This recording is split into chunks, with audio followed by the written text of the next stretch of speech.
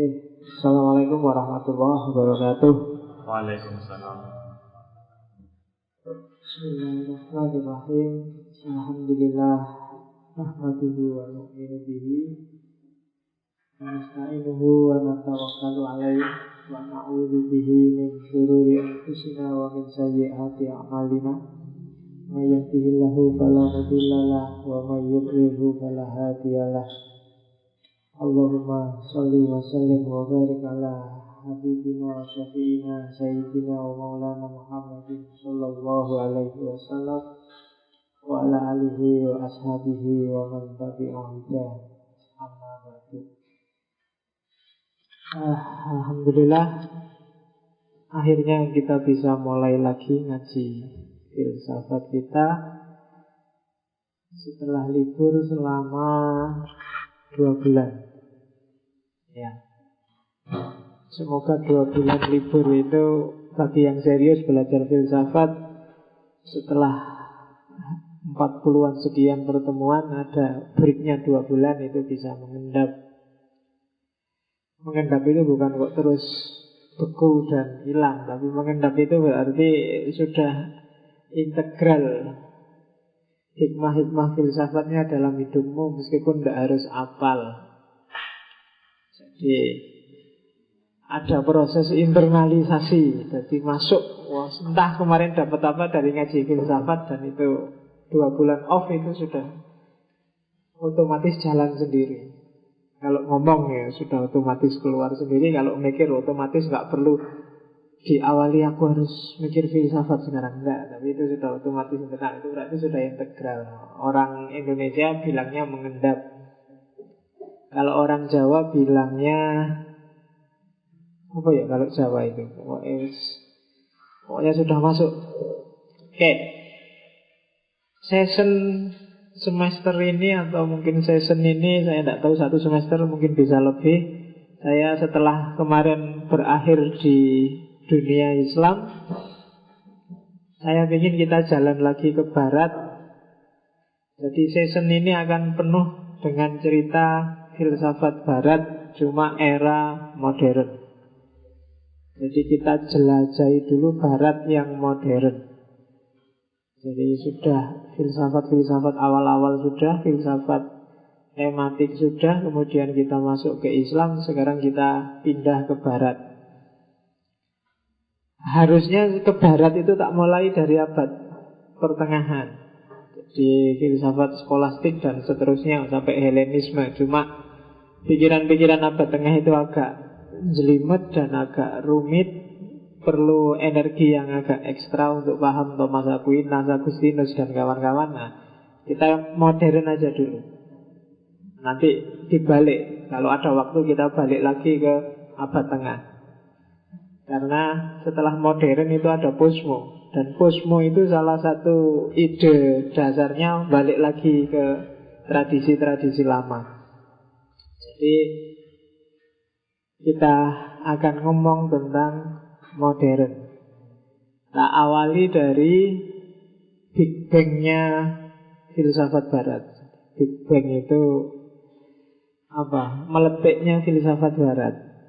Yang itu diawali dari 2 peristiwa besar yang kita kenal sebagai Renaissance dan Aufklärung. Pencerahan, enlightenment kalau dalam bahasa Inggrisnya. Ini 2 rentetan peristiwa yang mengawali lahirnya peradaban besar dunia yang disebut modern, yang bahkan sampai hari ini dominasi barat dengan modernismenya masih kuat. Diakui atau tidak, kita adalah orang-orang yang dibentuk dengan cita rasa barat modern. Karena sistem pendidikan, cara berpikir, dominasi ilmu-ilmu itu semuanya versi barat modern. Kamu sejak kecil SD yang diajari kan versi-versi barat yang modern. Nah, sekarang kita jelajahi itu ada apa sih di barat modern kok susah sekali ditaklukkan dominasinya. Diawali dari Renaissance. Jadi peristiwa meletiknya peradaban barat, munculnya kesadaran besar di barat setelah sebelumnya orang menyebutnya era gelap, dark age. Jadi era buntu pokoknya. Jadi dan kebuntuan itu akhirnya cair, akhirnya meledak dan meletik di Renaissance, kemudian lahirlah modernisme. Kalau Indonesia hari ini kalian baik sebagai individu, sebagai komunitas, sebagai lembaga merasa buntu, carilah momen-momen di mana kalian harus meletik. Kalau enggak ya kita akan buntu sampai besok. Meletik itu berarti harus punya terobosan-terobosan baru, harus punya titik di mana kita mengalami konversi. Setiap orang akan mengalami momen-momen itu, bedanya tidak setiap orang sadar dan bisa mengelola Big Bang dalam kehidupannya sendiri-sendiri. Nah, kamu latihan coba dicari fenomena sekelilingmu, mungkin wawasan-wawasan. Allah itu menyediakan banyak sekali fasilitas. Silahkan kamu ambil di titik mana kamu ingin mentransformasi dirimu, memeletikkan dirimu. Meletik itu saya tidak tahu bahasa Indonesia ini apa ya. Meletik itu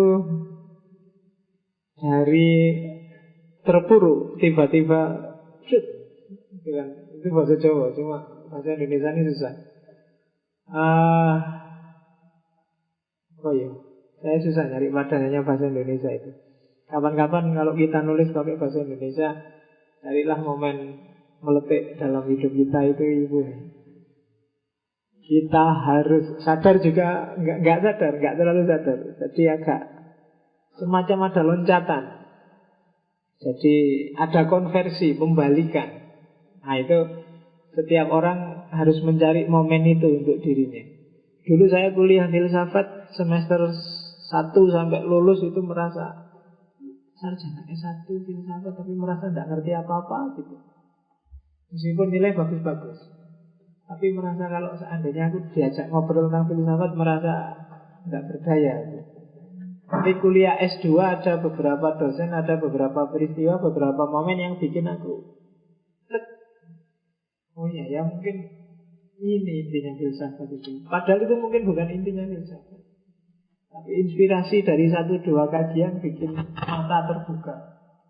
Karena tadi tak sebut Big Bang, ada benturan besar yang kemudian melahirkan peradaban baru. Kalau urusannya dunia, tapi urusan sendiri-sendiri ya berarti kamu carilah peletiannya. Kalau kamu nggak meletik sampai besok tua ya mungkin kamu jadi orang kaya, mungkin punya istri cantik, punya anak banyak, tapi tidak jadi siapa-siapa. Sejarah nggak akan mencatatmu. Ya mungkin dicatat oleh anak cucumu di buku silsilah keluarga, tapi nggak ada orang peduli kamu mau ngapain aja, nggak ada. Makanya kalau ingin namamu dicatat oleh sejarah harus ada momen-momen kamu meletik dan jadi sesuatu, katanya Syahrini. Ya kalau nggak jadi sesuatu kan orang terus kamu itu apa sih, sebagai apa sih, khasmu itu apa sih, itu kan namanya meletik. Makanya motivator-motivator modern itu kan selalu bilang berpikirlah out of box, di luar kotak. Karena kalau kamu bulet di kotakmu itu mungkin susah nyari momen untuk kamu meletik. Jadi coba menjelajah kemana-mana. Kalau kuliahnya filsafat, sekali-kali lihat bidang-bidang keilmuan lain, mungkin ada yang menginspirasi. Berpikir out of box, di luar kotak. Oke, kita lihat Renaissance Barat dan Aufklärung itu ada apa sih? Biasanya tulisannya Aufklärung itu A yang tengah itu ada titiknya 2 di atas. Bahasa Jerman bacanya Aufklärung. Jadi bukan Aufklärung, tapi kamu baca Aufklärung juga tidak apa-apa. Yalah, orang-orang kan ngerti karepe kan. Kalau bahasa, kan ada pepatah bahasa al-lughah itu al-fahm. Bahasa itu intinya ya paham. Tukang beca aja ngomong bahasa Inggris, turis-turis paham kan.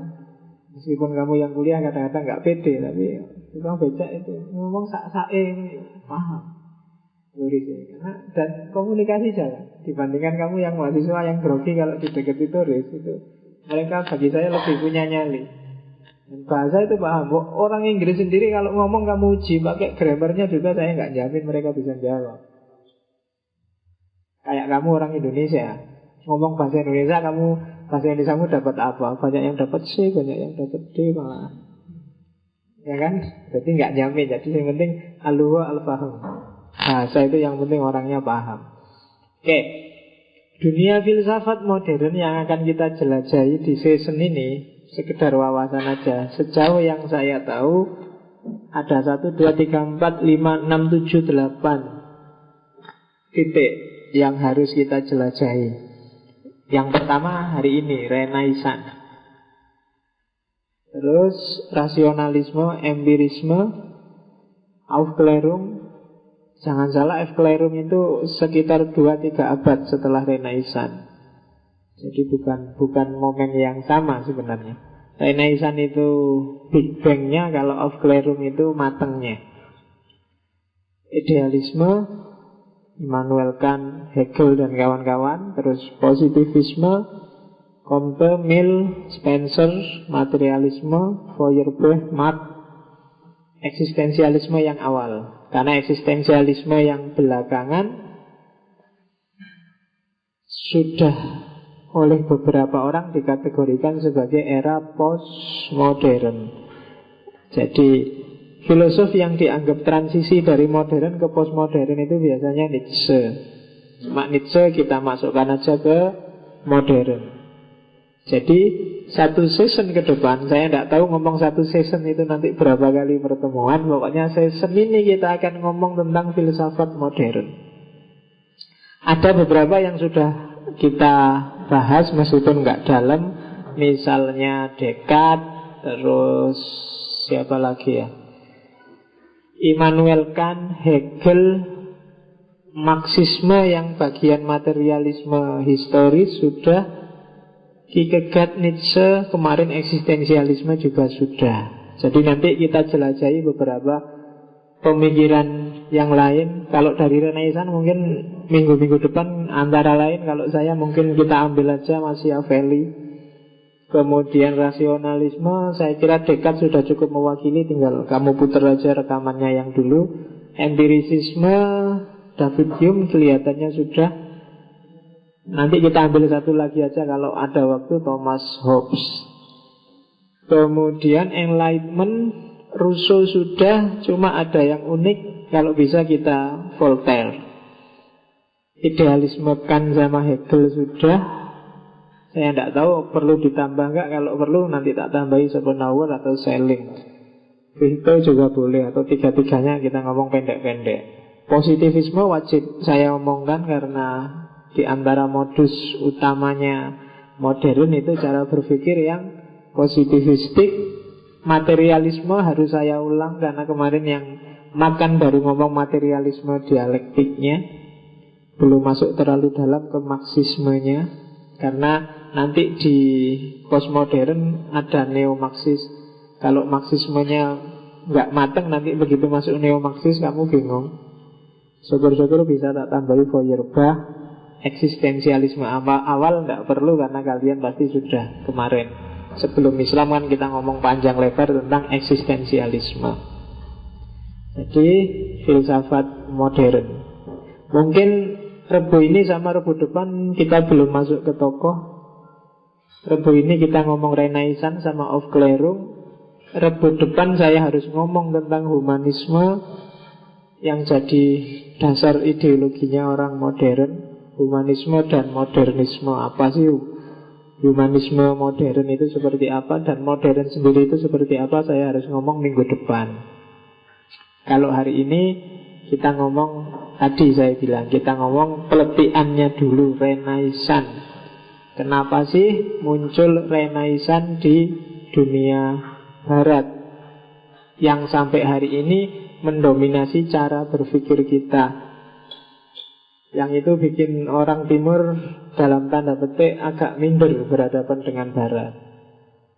Ya kan, kita kan agak minder. Kalau ada orang kuliah di barat kan kita mesti wow. Karena kita merasa di sini kalah mutu sama Barat. Nanti kita lihat di mana sih kalah mutunya itu. Oke, kadang-kadang saya ingin neliti ada nggak itu rasa minder itu implikasinya ke mentalitas kita sehari-hari. Karena banyak manifestasi yang menunjukkan bahwa ternyata memang orang Indonesia itu banyak yang nggak pede. Contohnya ini kelas. Kenapa kok kursi yang penuh dulu mesti belakang? Nah, di mana-mana mesti gitu. Enggak cuma di sini, di kelas, di kampus pun, bahkan di Jakarta, di UI itu ya menurut saya pernah ada kajian. Yang belakang mesti dulu, dan yang datangnya telat nasibnya jelek karena dia harus duduk di depan. Makanya kadang-kadang mahasiswa paling rajin itu perlu dicurigai benar-benar rajin apa janjinya dia tidak ingin duduk di depan, nyari tempat yang strategis. Nah itu lah ya, jangan-jangan itu mental. Jadi karena kalau di depan kan nanti mau ngapa-ngapain kelihatan Pak, mau tidur kelihatan, ngantuk kelihatan, nggak enak. Nah, kalau ada apa-apa nanti ditunjuk duluan. Nah itu yang pikiranmu kan selalu begitu. Oke, nanti kita lihat. Jangan-jangan itu DNA yang diwariskan oleh nenek moyangmu gara-gara kalah sama Barat. Apa iya begitu, kita lihat ya. Renaissance. Renaissance itu istilah dalam bahasa Perancis. Bacanya agak sengau belakang. Ya kalau orang Indonesia sih nggak suka istilah sengau, itu biasanya Renaissance ya Renaissance. Kalau orang Perancis sendiri belakangnya mesti agak hilang, Renaissance. Jadi kalau kita nirunya gampang. Orang luar yang niru kita yang agak susah, karena kita diksinya tegas sekali. Kalau orang luar itu agak nggak tahu, mungkin hidungnya agak gimana gitu. Jadi ngomong yang R yang tegas, ngomong yang Renaissance yang tegas itu agak susah. Renaissance kalau dalam bahasa Inggris artinya kelahiran kembali. Rebirth, kelahiran kembali. Makanya tadi saya bilang fenomena meletik. Kalau hidupmu suntuk luar biasa, kamu merasa tidak on the right track, kamu merasa banyak sekali yang bikin kamu jenuh, jemu, tidak beres, merasa aku kok kayak gini ya, berarti kamu butuh renaissance dalam hidupmu. Kamu butuh kelahiran kembali. Jadi dalam bahasa Inggris artinya lahir kembali. Peletihan pertama, jadi pijar pertama Renaissance itu dimulai dari Italia sekitar abad ke-14 di sebuah kota kecil namanya Florence. Ada penggemarnya Fiorentina nggak di sini? Nggak ada ya, kamu. Ada yang khas loh. Penggemar itu tak pikir mesti kalau ndak AC Milan, kalau Italia kan paling itu Juventus. Kamu bela mesti yang menangan. Sekali-sekali dukung yang klub-klub menengah ke bawah gitu loh. Itu kan kalau ya bikin sendiri pesen. Kali Fiorentina itu kan untuk khas itu kan, nggak ada yang Jadi kalau kalah biasa, kalau menang luar biasa. Itu kan enak punya klub.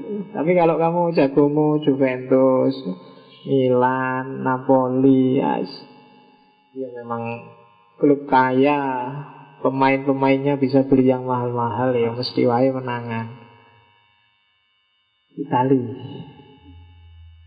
Renaissance awalnya adalah gerakan budaya. Jadi bukan gerakan politik, bukan gerakan, pokoknya bukan gerakan-gerakan demonstrasi, bukan gerakan, enggak, awalnya gerak-gerakan budaya. Bahkan awal-awal Renaissance itu ya kebanyakan seni. Berawal dari seni. Meskipun nanti dari situ masuk ke sastra, dari sastra geser ke filsafat, dari filsafat kemudian masuk ke sosial, dari sosial kemudian geser ke ilmu-ilmu eksakta, dari eksakta biasanya terus geser ke politik, dari politik terus biasanya geser lagi ke agama. Pikiran itu kan sering gesernya seperti itu. Agama paling akhir karena biasanya dijadiin justifikasi kalau buntu. Kalau orang judek itu kan biasanya terus agama wae. Karena provokasi orang paling gampang itu pakai agama. Jadi dari seni ke sastra, sastra itu biasanya punya muatan-muatan pemikiran yang agak dalam, terus diskusinya jadi diskusi filsafat. Dari filsafat itu biasanya terus geser ke ilmu. Dari ilmu biasanya masuk ke ilmu eksak paling awal, terus biasanya belakangan ilmu sosial, ilmu budaya, terus geserlah ke politik. Dari politik terus agama. Ya sosial berarti termasuk ekonomi dan lain-lain. Dan Renaissance juga seperti itu. Awal-awalnya banyak dari dunia seni, dari dunia musik. Kalau kalian sedang surfing di Google atau di YouTube, coba cari misalnya musik Renaissance, itu ada khas. Klasik yang jenis Renaissance itu ada sendiri. Nanti setelah Renaissance ada zaman namanya zaman Barok. Zaman Barok itu khas, ada musiknya sendiri. Cuma ya bukan musik-musik kayak apa? Kayak di Indonesia kayak dangdut, kayak pop, enggak. Musiknya ya musik-musik klasik yang kalau kamu dengar mesti ngantuk. Tapi ada gayanya sendiri. Ada tokoh-tokohnya sendiri. Saya lupa kelihatannya pernah ngomong ini ketika ngomong estetika. Dulu mungkin pernah tak contohkan sak model-modelnya. Oh ini loh musik Renaissance, ini loh musik Barat. Kamu cek lagi di rekaman-rekamannya mungkin ada. Dan Renaissance persis gerakan seperti itu. Yang paling menonjol dari Renaissance, kenapa itu kemudian disebut era meletiknya dunia Barat, adalah manusia berani berpikir secara baru. Kebalikannya, antitesis dari cara berpikir abad tengah. Kalau di situ disebut, sebelumnya orang berpikir itu viator mundi. Di era Renaissance dibalik jadi fabel mundi. Viator mundi itu orang yang alas hidupnya, paradigmanya, worldview-nya, dia merasa bahwa hidup ini adalah sementara. Hidup ini, kalau orang Jawa bilang, hanya mampir ngombe. Jadi kita di dunia ini cuma tamu yang sebentar. Paradigma yang pasif, yang pasrah semacam ini oleh orang Renaissance dibalik jadi fabel mundi, bahwa enggak, kita yang punya dunia ini. Kita bisa berkreasi apapun di dunia ini. Faber itu kerja. Jadi kebalikannya. Jadi kita kan sering dinasihati orang, udah jangan ngoyo-ngoyo, urip iki mau mampir ngombe. Jadi mampir sebentar, minum, terus berangkat lagi. Kita jadi tamu di dunia ini. Kalau tamu kan gak berani macam-macam. Tuan rumahnya siapa ya gak jelas kan. Kalau kamu berani gak tanya, urip ning dunia iki cuma mampir ngombe. Kamu berani tanya gak, mampir minum itu yang nyediain minum terus siapa? Yang masak airnya biar bisa diminum terus siapa? Kalau semuanya nunggu mampir ngombe, yang tuan rumah ngasih minum siapa? Maka terus orang Barat meletik dibalas saja, jadi enggak, kita bukan cuma tamu di dunia ini, kita yang punya dunia ini. Ya kan? Ya kalau Islam separuh, kita yang punya cuma hanya mewakili yang punya yang sejati. Kalau di Islam disebut khalifah.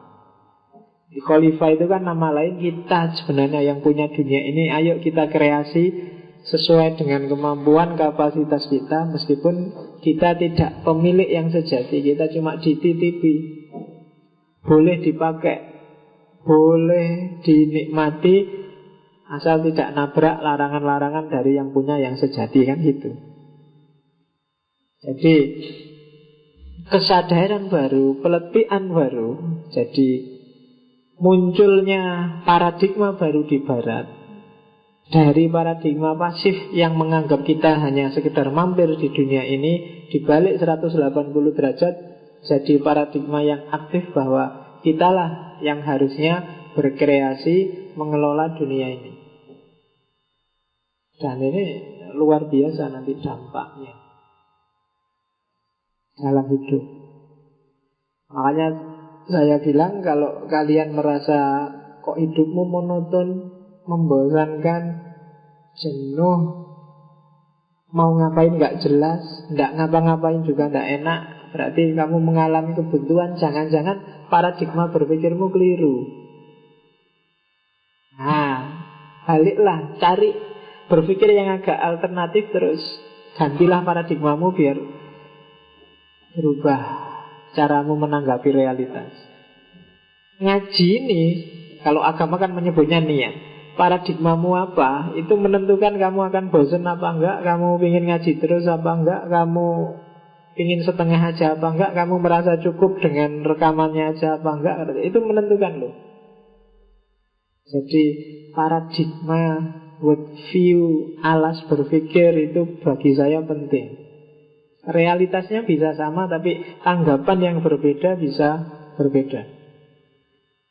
Kamu melihat ada air putih, ada teh. Itu kalau paradigmamu, misalnya paradigma sederhana, ya biasalah satu air putih, satu teh. Kalau nggak seneng manis-manis ya minum air putih, kalau nggak seneng itu biasa. Tapi mungkin kamu ganti paradigmamu, enggak, ini simbolik ini. Ini melambangkan Indonesia, satu merah, satu putih. Oh, terus ada lagi, enggak, ini kiasan dari takmirnya untuk yang ngaji hari ini.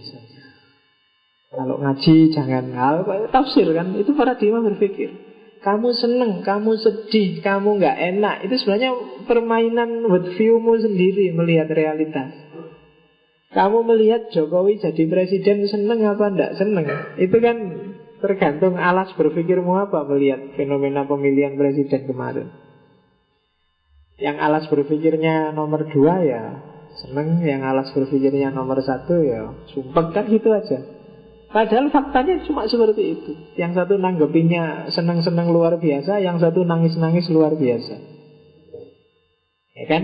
Jadi sedihmu itu sebenarnya bisa selesai saat ini juga kalau kamu geser sedikit caramu mikir. Sumpekmu juga begitu, stresmu juga begitu. Stres dapat nilai E, itu kan tergantung kamu menanggapi nilai E ini seperti apa. Kamu bisa nangis-nangis, aduh aku kok bodoh banget dapat E, bisa. Atau kamu bisa jadi tambah semangat, oh aku kok dapat E ya, berarti harus semangat belajar ini, harusnya cuma itu aja beda. Diputus pacar, kamu bisa nangis-nangis, kamu bisa ketawa-ketawa, kamu bisa nyantai. Ya kan bisa, aduh duniaku gelap gulita, satu-satunya pacar, nyarilah lagi gimana. Kan gitu, jadi gelap. Tapi kamu bisa santai, alah wong cuma pacar aja, tenang aja lah, nyari lagi yang lain banyak, yang di bawahnya dia banyak mesti yang mau, kan gitu. Jadi gesernya dikit, cuma cara mikir, tapi dampaknya bisa besar. Maka Barat mengalami itu. Realitas yang dihadapi sama, tapi kemudian disikapi secara sangat berbeda, dan melahirkan peradaban besar yang dominan hingga saat ini. Itulah Renaissance. Kita lihat kenapa kok Renaissance itu lahir. Yang pertama faktor internalnya. Kalau ini saya nggak perlu cerita, mungkin teman-teman pasti sudah banyak dan sering sekali diceritain bagaimana gelapnya abad tengah di Barat, bagaimana kuatnya dominasi gereja, ya kan? Pokoknya gereja itu mengontrol segalanya. Apapun harus diatur oleh gereja, itu kan sumpek. A sampai Z-nya hidupmu harus diatur oleh agama, itu kan kamu judek. Nggak perlu jauh-jauh ke abad tengah. Mungkin hari-hari ini kadang-kadang kamu sering ketemu orang yang cara berpikirnya seperti ini. Jadi abad 8 sampai 9 Masehi, sampai 13 sampai 14 Masehi, itu era yang sering disebut era gelap. Bahkan filsafat, ilmu pengetahuan itu benar salahnya harus ikut apa katanya gereja. Mungkin pernah tak ceritain, bahkan di Inggris pada saat itu gereja, pendeta-pendeta itu punya hak, namanya hak, kalau bahasa Indonesia namanya hak paha. Hak paha itu hak atas manten anyar di malam pertama. Jadi pendeta ini punya hak untuk ngetes si manten anyar ini. Jadi begitu paginya akad, malamnya harus diantar ke gereja dan pendeta ini ngecek, dites. Oh, sip perawan, balik gini. Nah, itu zaman itu hak paha. Kalau kamu pernah lihat filmnya Mel Gibson itu yang Braveheart itu kan ada itu di adegan-adegan awal itu yang ada manten yang dibawa oleh pendetanya itu kan di awal-awal itu kan. Nah, itu namanya hak paha. Kalau masih ada kayak gitu, kamu pindah aja jadi pendeta. Ya tapi lumayan, nggak boleh nikah tapi kalau sawal-sawal gini banyak orang nikah, seneng gitu pendetanya. Bisa sehari 3-4 kali itu jamaahnya banyak yang manten anyar. Sejauh itu, meskipun nggak semua sekte, tapi ada yang seperti itu. Bahkan pendidikan pun kalau di situ yang skolastik itu yang nanti diterjemah di Indonesia jadi sekolah.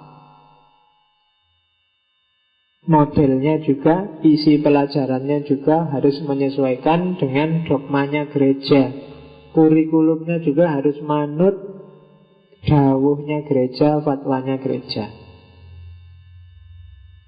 Jadi pendidikannya mengabdi gereja, ilmunya mengabdi gereja, hidup sehari-hari juga manut apa kata gereja. Kamu boleh punya rumah di mana, boleh punya tanah berapa, bahkan tadi kawin sama siapa itu harus izin gereja. Bahkan kamu punya dosa sebesar apapun, dosamu bisa ditebus di gereja kalau kamu punya uang. Kan bisa beli sertifikat penebusan dosa. Kan enak. Takmir masjid bisa dipakai itu idenya. Masjid Jenderal Sudirman menjual sertifikat penebusan dosa. Ini kan lumayan. Kamu dapat uang banyak gak? Kalau ngaji gini bisa sama snacknya sekalian, gak cuma teh. Hasil penjualan sertifikat. Wah. Jadi kalau ada orang habis melakukan apa yang salah-salah, terus ngaku dosa di depannya takmir, terus sama takmirnya di ACC, di sampel, sah, sudah diampuni. Itu kan enak. Zaman kayak gini kan banyak orang yang stres gara-gara punya dosa dan gak bisa ngaku kemana-mana. Jadi terus stres. Kita buka kesempatan untuk orang-orang yang ingin ngaku dosa. Tapi itu gereja zaman dulu. Sertifikat penebusan dosa. Yang ini bikin orang-orang pinternya itu judek luar biasa. Ini gimana? Jelas-jelas tak lihat warnanya hitam, tapi kalau gereja bilang tidak boleh bilang hitam ya, harus disebut putih. Tidak boleh kita bilang hitam, harus ngomong putih. Kalau nekat, wah urusannya diserbu FPK, FPK, Kristen FPK ya. Front Pembela Kristen. Jadi ya divonis sama gereja, divonis sesat terus dihukum. Dan jangan salah, negara pun di bawah kontrol gereja pada saat itu. Nah, jadi kalau ketika orang sudah dipressure sedemikian rupa, ya akhirnya tadi meletik sudah, memberontak, membalik. Oke, terus faktor eksternal.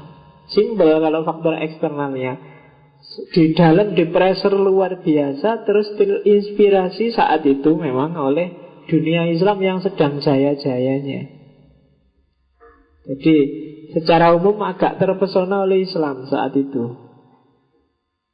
Jadi dulu hubungan antara dinasti Islam di semenanjung Iberia, bukan Siberia ya, Iberia. Jadi Eropa itu ada 3 semenanjung besar, ada semenanjung Iberia, ada semenanjung Itali, dan semenanjung Balkan. 3. Kalau Iberia itu di barat daya itu di sana barat, sana ya barat daya, sana barat laut, timur laut, tenggara. Jadi sebelah sana, sebelah barat selatan itu semenanjung Iberia. Di sana ada Spanyol, Portugal, Perancis bagian. Itu semenanjung Iberia. Daerah itulah nanti yang banyak kontak dengan sisi Eropa yang lain yang Kristen, semenanjung Itali. Nanti yang Perancis yang separuh masuk Iberia tadi, banyak pendeta-pendeta Perancis yang berkesempatan belajar di kampus-kampus Islam, di pusat-pusat pendidikan Islam saat itu. Banyak, termasuk beberapa filosof. Francis Bacon misalnya, itu kan alumni Nizomia pada zamannya. Jadi beberapa tokoh besar belajar ke sana. Ya intinya kebalikannya sekarang lah. Kalau sekarang kan yang Islam-Islam bodoh belajar ke barat. Kalau dulu yang barat-barat belajar ke Islam. Nah, dari situ terus mereka sadar tidak bisa memang kita terkungkung oleh gereja itu. Salah model keberagamaan kita, kehidupan kita sehari-hari. Nah itu yang pertama. Yang kedua, perang salib. Yang tidak sempat kontak langsung dengan dunia pendidikan, yang ngalami yang namanya perang salib. Perang salib itu kan perang panjang Islam Kristen yang puluhan abad, dan ada 6 sesi perang salib itu. Ceritanya ngeri-ngeri, dan kapan-kapan kamu silahkan baca ceritanya perang salib itu. Idenya aneh-aneh.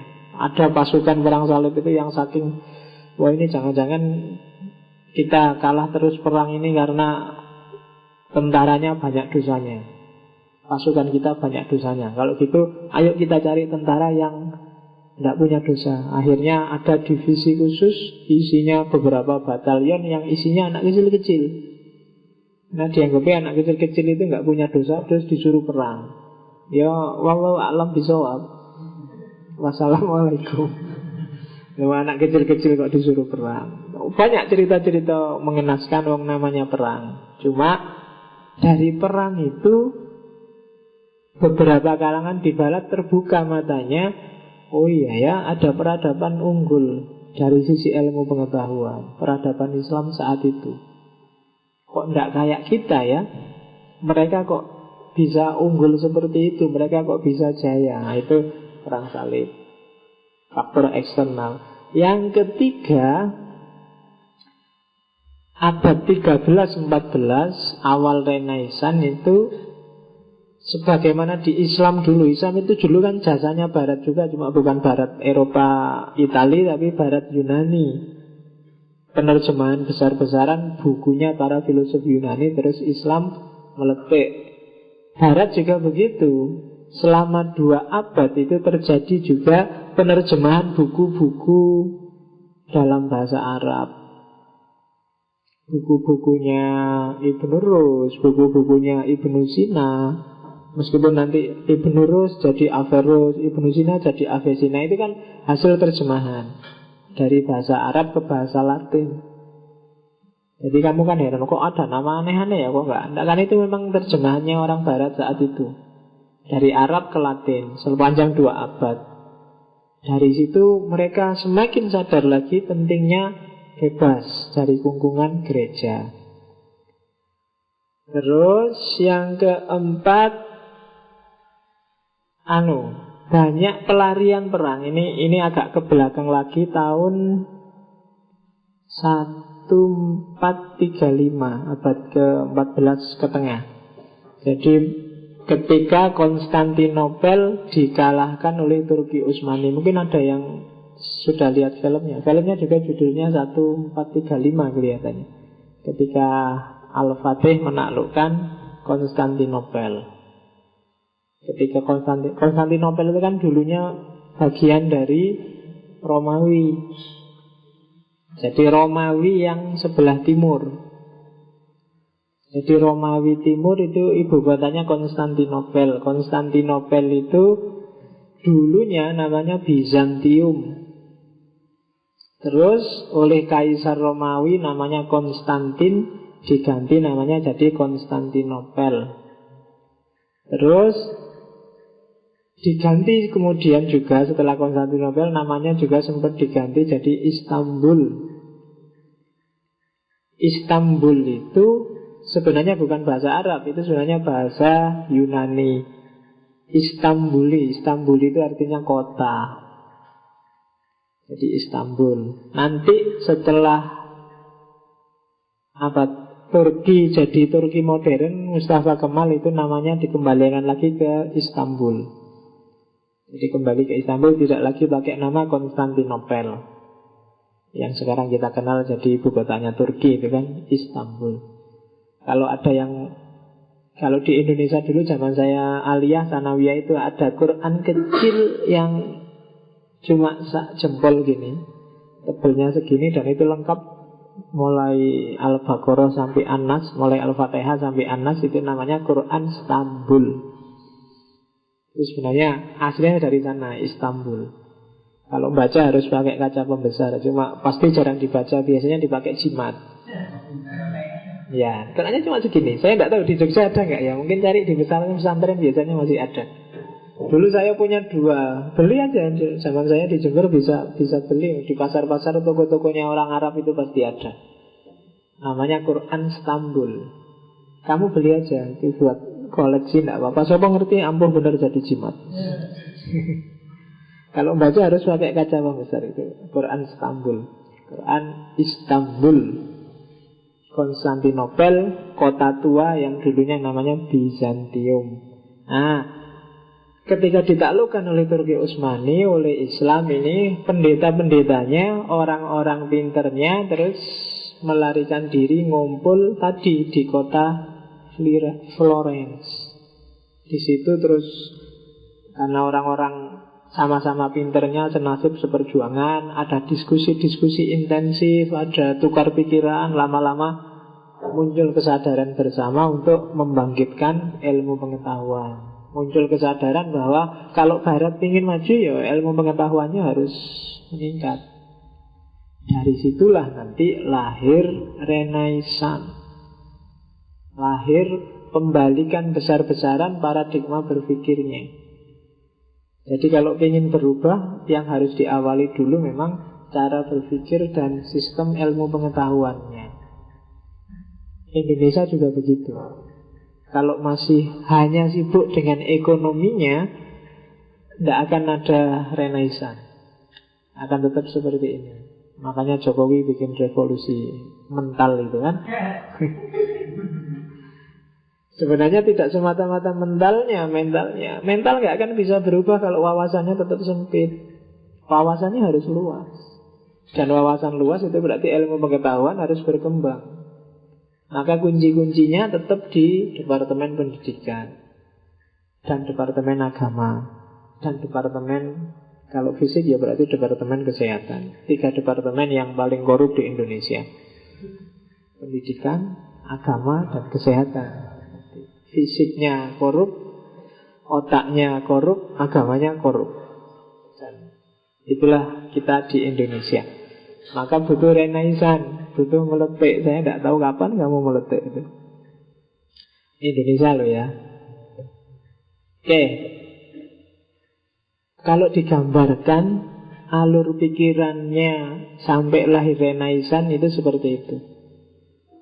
Awalnya tetap peradaban logis, rasional itu diawali dari Yunani. Yunani kemudian melahirkan namanya Helenisme. Helenisme itu filsafat Yunani yang disebarluaskan oleh Iskandar Zulkarnain dan kawan-kawan di Imperium Romawi. Melahirkan namanya Helenisme ya. Para filosof seperti Pyrrho, Stoa, dan kawan-kawan. Insya Allah nanti kita akan masuk sesi Helenisme. Ada season khusus untuk Helenisme, kemudian season khusus untuk abad tengah. Cuma kita jadi orang modern dulu satu season ini. Jadi Helenisme itu filsafat Yunani yang versi Romawi yang disebarluaskan khususnya oleh Iskandar Zulkarnain, Alexander the Great, yang dia adalah muridnya Aristoteles. Termasuk nanti dari Helenisme lahir Neoplatonisme, Plotinus. Nah, Helenisme itu nanti dalam penyebarannya, ini kan Iskandar Zulkarnain Romawi itu kan menguasai hampir sepertiganya dunia. Ada pusat-pusatnya dengan gaya berfilsafat masing-masing. Kalau Romawi Timur, yang ibu kotanya tadi Konstantinopel, itu cara berfilsafatnya cenderung platonik. Idealisme, tapi idealisme yang rasional. Itu Romawi Timur. Ada juga cabang Romawi Barat. Kalau Romawi Barat pusatnya Italia, Macedonia. Itu idealisme, tapi idealisme yang intuitif, neoplatonis.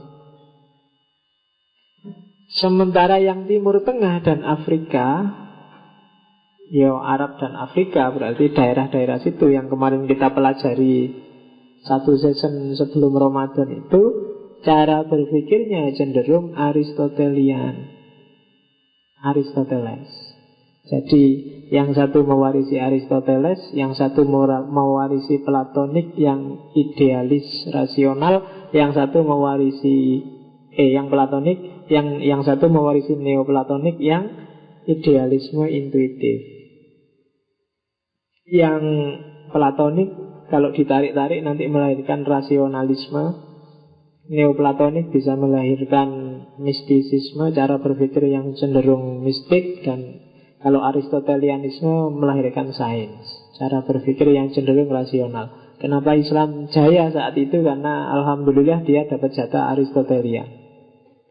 Cara berpikir yang cenderung realistis, rasional, tidak idealis. Idealis nanti ketemunya, apakah di era barat itu tidak ada orang berfilsafat, tidak ada orang berpikir rasional? Banyak, cuma idealisme. Jadi tidak realistis. Akhirnya ya bulet pikiran-pikiran model-model Thomas Aquinas, model-model Agustinus dan kawan-kawan. Jadi mikir-mikir tentang Tuhan, mikir-mikir tentang eskatologi. Kayak gimana ya harusnya Tuhan itu, kan itu yang ansila teologi, ya teologi yang dibantu oleh filsafat. Nah itu cirinya Romawi Timur. Ya nanti melahirkan skolastisisme dan lain-lain seperti yang disebut sebelumnya. Nah nanti di Italia tiga arus ini kumpul jadi satu. Jadi muncul para filosof, para ilmuwan yang menghidupkan kembali apa? Kalau bahasanya Arkun, turos Yunani. Jadi khazanah pemikiran Yunani. Yang itu nanti jadi Renaissance. Jadi kumpul kembali yang dulu puncak di Yunani, disebarkan oleh Helenisme, pecah di 3 wilayah dan bersatu lagi di Italia. Dari situlah terjadi Big Bang dan lahirlah Renaissance. Italia zaman itu. Jadi kalau kalian mimpi kapan Indonesia Renaissance, ya emangnya Indonesia punya tradisi berpikir yang khas, yang harus dihidupkan lagi. Kalau punya ya, makanya banyak orang ngomong jati diri kita, iyalah gali lagi lah, biar kita punya paradigma sendiri yang jadi pijakan untuk bangkit. Kalau enggak ya mesti berat. Jadi sangkan baratnya seperti itu Renaissance, dari Yunani, Helenisme dan seterusnya. Jiwanya, semangatnya Renaissance itu apa sih? Itu tak ambil dari beberapa tokohnya. Ada Leonardo da Vinci, Francis Bacon, George Berkeley, Marsilio Ficino, Galileo. Mungkin ada beberapa istilah yang kalian pernah dengar. Jadi semangat yang paling kelihatan adalah semangat saintifik, semangat keilmuan ilmiah yang empiris. Itu semangatnya Renaissance. Ya kayak kata-katanya Leonardo da Vinci itu. Mekanika adalah surganya ilmu pasti. Sebab itu para pelajar, pelajarilah ilmu pasti. Jangan membangun tanpa dasar. Eksperimen menjadi juru bicara alam dan manusia. Pengalaman tidak pernah berdusta. Bahkan Tuhan aja disuruh, engkau wahai Tuhanku, hargailah kami dengan jerih payah kami. Itu Leonardo da Vinci. Tidak ada yang bisa sepasti pengalaman kita sehari-hari.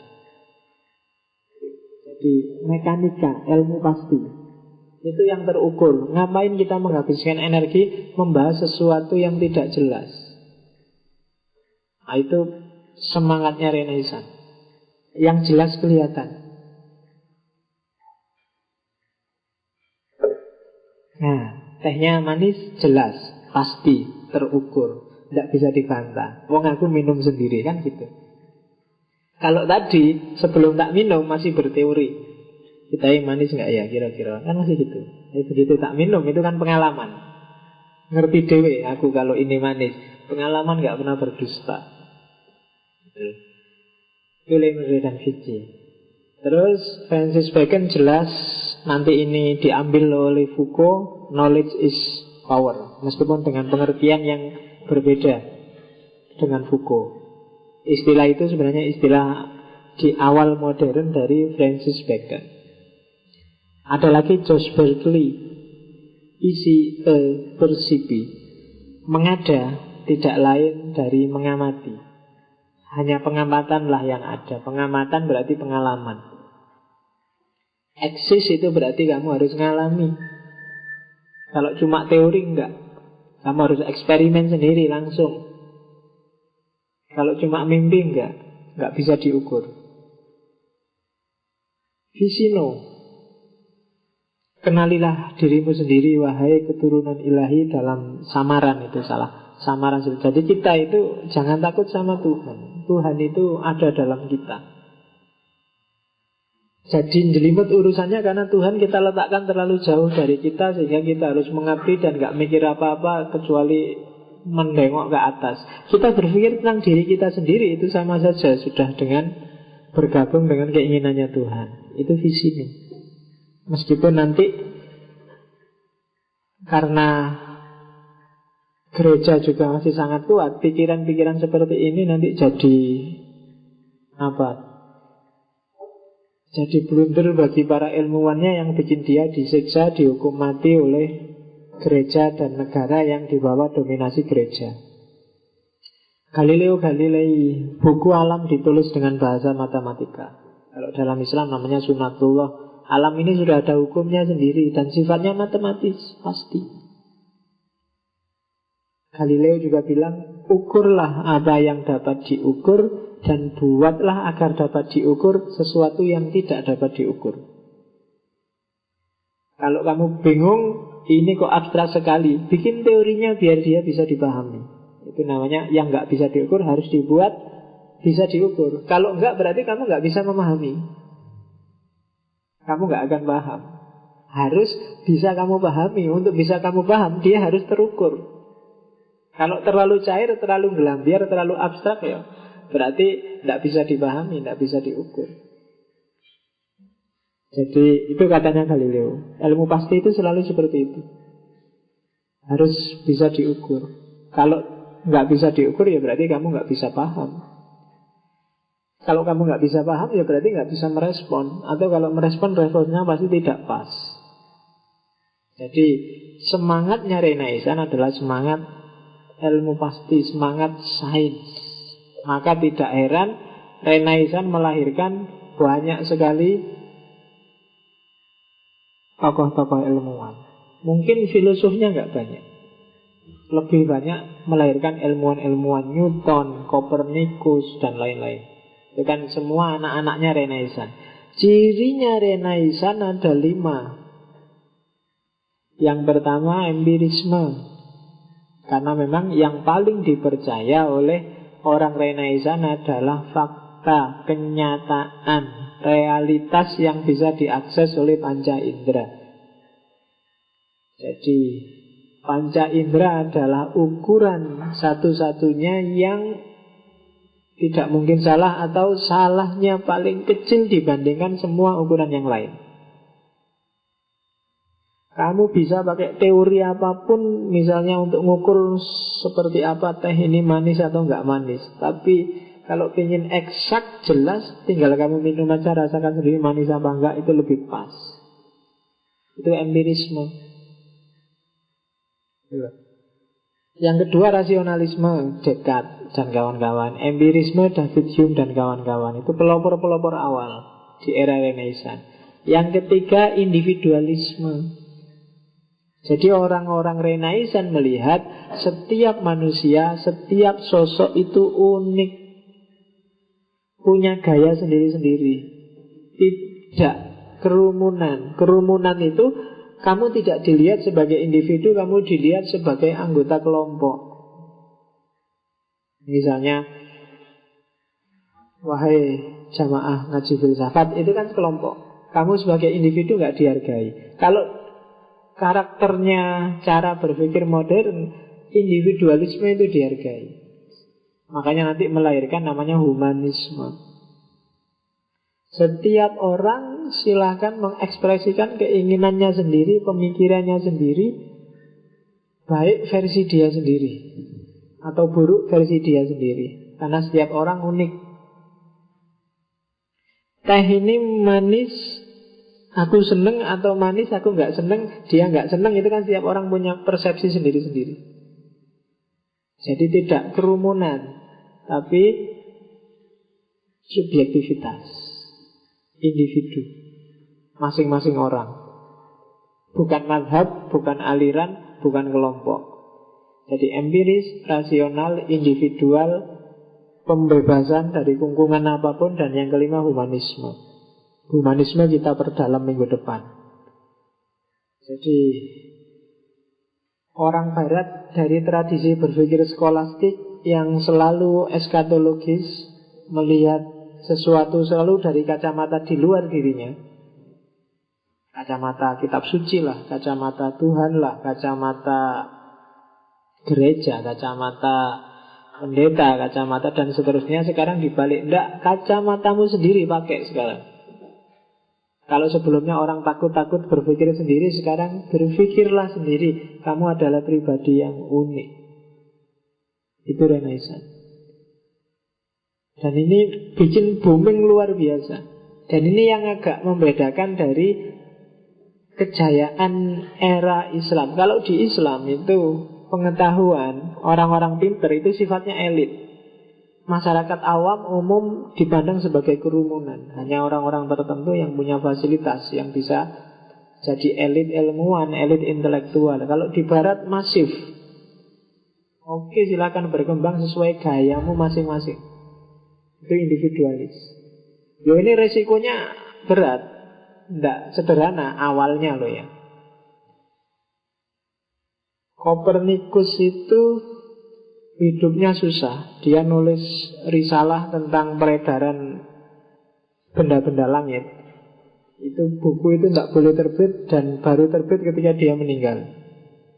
Atau Bruno, ada Giordano Bruno. Giordano Bruno itu ilmuwan Renaissance yang dibakar di tengah pasar karena pikiran-pikirannya dianggap kafir oleh gereja. Jadi disalib, taruh di tengah. Kalau ceritanya pasar bunga, di tengah pasar bunga di Roma, terus dia dibakar, dilihat orang banyak. Sebagai contoh, jangan pikir aneh-aneh, jangan mikir yang gak beres, nanti kamu kayak gini.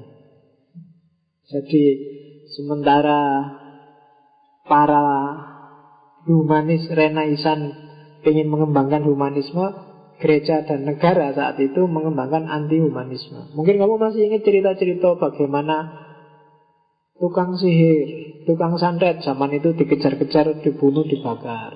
Jadi kayak Banyuwangi tahun berapa itu kan. Jadi orang yang dituduh tukang sihir zaman itu dikejar-kejar, terus dibunuh, dibakar. Dan korbannya ribuan zaman itu. Dan orang yang ngomong aneh-aneh gampang. Wah, kamu berarti tukang sihir, kamu mesti kerasukan setan ini. Terus diobong, dibakar zaman itu. Jadi ada tentangan kuat yang sifatnya anti-humanisme. Meskipun dari tokoh-tokoh di era ketika humanisme baru sedang muncul. Itu karakternya Renaissance. Oke. Di era-era Renaissance, ketika Renaissance mulai jalan di awal, itu sekolah-sekolah mulai geser orientasinya. Kalau sebelumnya sekolah itu sifatnya idealis, mikir langit, mikir nyari ridhonya Tuhan, nyari barokahnya gereja, ilmunya juga harus disetujui oleh gereja. Sekarang mulai agak, sekolah yo ilmu pasti, teknis, tujuannya ya untuk hidup sehari-hari. Maka baca, nulis, ngitung untuk dagang, untuk tani, untuk dan seterusnya. Itu gaya Renaissance. Jadi kalau hari ini kamu kok bingung loh, ini kok pendidikan jadi pragmatis sekali. Mungkin karena kita memang adopsinya kan modernisme. Keahlian, skill, kemampuan real, segala yang harus bisa diukur. Yang nggak diukur ya gimana caranya bisa diukur. Itu kan yang bikin akademisi UIN bingung setengah mati itu kan. Gimana ya bikin kompetensinya mahasiswa Usuluddin misalnya, itu kan bingung dia. Harus konkret, kuliah di sini lulus dadi apa, itu kan sing ngelola fakultas bingung itu.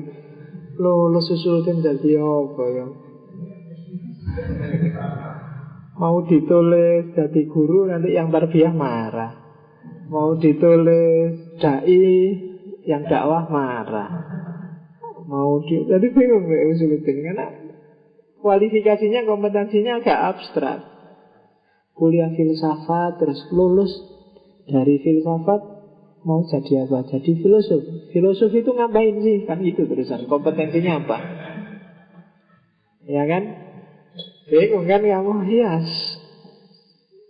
Kenapa? Karena parameter-parameternya eksak. Sementara wilayah-wilayah yang gak eksak kan terus bingung. Saya dulu pernah gitu, waktu akreditasi jurusan itu ditanya, ini lulusannya terus alumninya jadi apa? Oh itu bisa jadi gini Pak, bisa. Loh kok banyak sekali jadinya. Loh, keistimewaannya memang itu Pak. Jadi kalau yang lain itu hanya bisa jadi 1-2, alumni kita bisa jadi macam-macam Pak. Segalanya bisa. Jadi asesori geleng-geleng, masa? Loh kalau nggak percaya lihat datanya Pak. Ada yang jadi staf ahlinya presiden, ada yang jadi dosen, ada yang jadi tukang parkir, ada yang jualan koran, macam-macam, bisa jadi apa-apa. Loh itu kan bukan itu maksudnya. Di sini ini diajari jadi apa? Loh diajari jadi apa aja Pak? Loh ya kan, yang ditanamkan kan keahlian untuk mikir. Loh emangnya bidang apa yang tidak butuh mikir itu? Semua bidang kan butuh mikir. Jadi kesulitannya bukan karena harus kerja apa, tapi karena terlalu banyak yang bisa dikerjakan. Jadi kamu mikirnya kalau kebetulan kuliah di wilayah yang abstrak, jawabnya harus gitu. Loh bukan nggak ada kerjaan, cuma terlalu banyak yang dikerjakan. Akhirnya bingung dewe orang ngomong-ngomong akhirnya. Jadi zaman itu gitu. Jadi pendidikan Renaissance itu hari ini Indonesia kan kejangkitan ini Renaissance. Tapi ya tidak apa-apa, harus diikuti aja. Modern punya logikanya sendiri. Saya tidak tahu. Sementara ini saya punya tesis, untuk bisa jadi orang posmo kamu harus modern dulu. Tidak bisa kamu jujuk langsung postmodern. Untuk bisa dapat 5, kamu nggak boleh kehilangan 1, 2, 3, 4. Sama untuk jadi modern, kamu nggak bisa kehilangan abad tengah, kamu nggak bisa kehilangan filsafat klasik, nggak bisa kehilangan Yunani. Karena kalau kamu kehilangan Yunani, kamu kehilangan referensinya, kehilangan kakinya. Jadi kalau 1, 2, 3, 4, 5, ketika kamu nyampe 5, ini kan bukan berarti kamu harus kehilangan 4, kehilangan 3, kehilangan 2, kehilangan 1. Kalau kamu kehilangan 4, 4-nya, berarti kamu sebenarnya, bilangnya kamu 5, sebenarnya kamu masih 1. Jadi untuk sebelum ke posmo, sebelum kamu gaya anti modernitas, kamu harus modern dulu. Sebelum kamu ngeritik HP, kamu harus ngerti dulu HP itu apa. Kan gitu jalannya. Jadi setiap hari kan kamu ngeritik modernisme, ngeritik kapitalisme, ngeritik apa aja, tapi harus kamu lewati dulu fase-fase itu. Loh kalau kamu ngeritik kapitalisme kan di duit waduh aja. Ya kan, harus punya kapital dulu baru kamu. Kalau Marx itu kalau nggak ada Engels, nggak ada yang mendukung hidupnya, nyokong dia, ngasih kos-kosan, ngasih makan, itu kan kapital. Ada yang menjamin finansial kapitalnya, nggak akan lahir das kapital. Jadi harus terjamin dulu, baru harus kamu lewati dulu. Kalau bahasa sufinya harus dilampaui. Dilampaui itu bukan berarti kamu minggir, tapi kan kamu lewati terus kamu loncati bahwa itu sudah masa lalu. Kalau cuma itu cemen, kan gitu dilampaui itu. Kalau cuma modern sipil, aku ngerti modern itu kayak gitu, saya nggak setuju kan gitu. Kadang-kadang kan kita gitu, sering loncat. Nggak ngerti kapitalisme, pokoknya sosialisme. Sosialisme itu apa? Ya orang ngerti, loncat-loncat terus pikiranmu. Nggak jelas. Jadi harus makanya ngaji filsafat kan tak runtut pelan-pelan aja. Kamu nggak usah kesusu pelan-pelan. Kamu kan kemerungsung, pengen cepet-cepet postmodern, pengen cepet-cepet ketemu Foucault. Enggak, kalau kamu ujuk-ujuk ke sana, kamu akan kehilangan akar. Jargon-jargonnya Foucault, jargon-jargonnya Derrida, Lyotard dan kawan-kawan itu ya melalui orang-orang ini. Kalau nggak ada modern, nggak akan lahir mereka. Oke, jargonnya Renaissance yang sangat terkenal adalah carpe diem, nikmatilah hidup. Kebalikannya abad tengah yang momenti mori, ingatlah mati. Wah, itu beda kan ya. Selama ini kalau kamu dengar khotib-khotib, ceramah-ceramah, selalu kamu ingatlah mati ya, kan selalu gitu. Ingat mati itu bikin lemes, bikin gak semangat. Maka dibalik sekarang, ingat hidup, ayo dinikmati hidup ini. Nah itu baru semangat.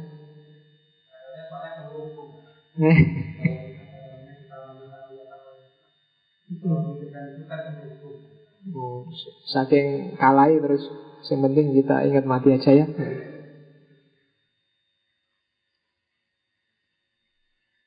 Carpe diem, mungkin kamu pernah dengar istilah ini. Nikmatilah hidup. Ini istilah yang diambil dari bukunya Immanuel Kant yang judulnya What is Ini diambil dari kok Immanuel Kant, filosof Romawi yang namanya Horatius. Kebalik. Nanti yang Immanuel Kant itu yang Sapere Aude. Artinya adalah petiklah hari. Peribahasa lengkapnya carpe diem quam minimum credulo postero. Petiklah hari dan percayalah sedikit mungkin akan hari esok. Kalau bahasanya orang Jawa, mikire rasa kedawan. Hari ini ada apa? Ayo dinikmati sekarang. Kalau kamu selalu mikir besok, biasanya hidupmu terus gak tenang. Aduh, kuliahku kok IAIN UIN ya. Besok jadi apa? Tidak usah dipikir, tenang aja, dinikmati aja UIN-nya, dinikmati aja UGM-nya, dinikmati aja UNY-nya, dinikmati aja ketakmirannya. Aku kok besok mau ada apa monggo lah, pokoknya dinikmati aja, ya kan? Waduh, besok yang akan datang humanisme, aku pengen ngerti humanisme, aku bisa datang nggak ya minggu depan? Alah, mikirnya besok. Sekarang baru Renaissance, ayo dinikmati Renaissance-nya, kan gitu. Mikirnya nggak usah aneh-aneh. Kalau enggak, kita hari ini nggak tenang, besok nggak jelas. Nggak enak terus kan akhirnya. Besok ketemu besok baru dipikir lagi peristiwa besok, tidak sekarang. Itu carpe diem. Dinikmati hidup. Sekarang ada apa, kita nikmati sekarang. Oh, itu sebenarnya jargon ini sangat sofistik. Di semua agama ada banyak anekdot, banyak contoh, banyak kisah tentang ini. Yang saya ingat itu ada kisah sufi. Saya lupa sufinya siapa, mungkin Ibrahim bin Azam atau siapa. Suatu ketika dia bertamu ke rumahnya seorang temannya sufi yang kaya raya. Sama temannya ini, silahkan masuk aja, tidur aja di situ. Tidur, cuma kasurnya di atasnya kasur, jadi di langit-langitnya kasurnya sih bagus sekali, spring bed. Di langit-langitnya kasur ini banyak tombak-tombak yang siap jatuh ke atas kasur, gantung-gantung gitu.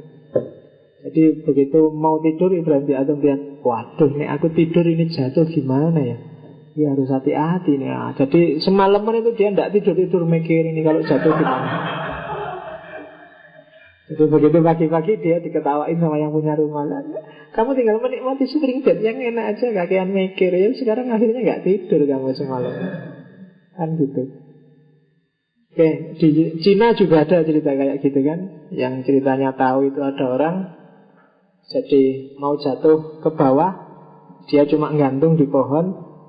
Di depannya ini banyak buah-buahan, cuma di bawah ini sudah siap jurang yang menelan tubuhnya.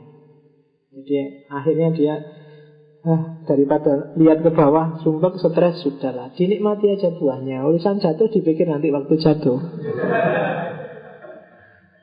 Toh kalau memang jatuh ya susah kan menyelamatkannya, ya sudah dinikmati aja. Jatuh syukur, nggak jatuh lumayan kan bisa makan. Jadi carpe diem, nikmati hidupmu. Kamu itu kalau bahasa agamanya kan bersyukurlah. Nikmati aja, banyak sekali fasilitas yang diberikan Allah padamu kok. Kamu terlalu banyak ngeluh sih, terlalu banyak menuntut sih.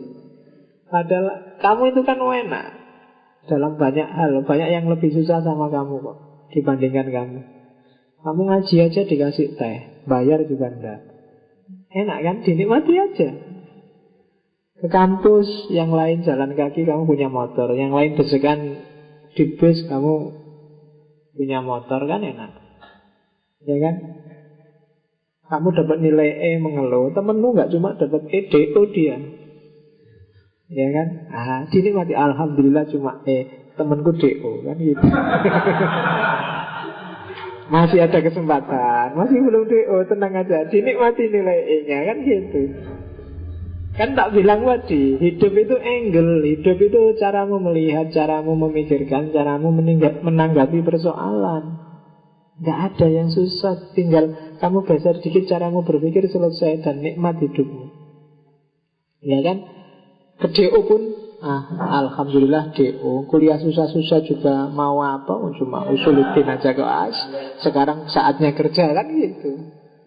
Tinggal merubah sedikit aja angle-nya, selesai, kamu tidak akan stres. Carpe diem, nikmati hidup.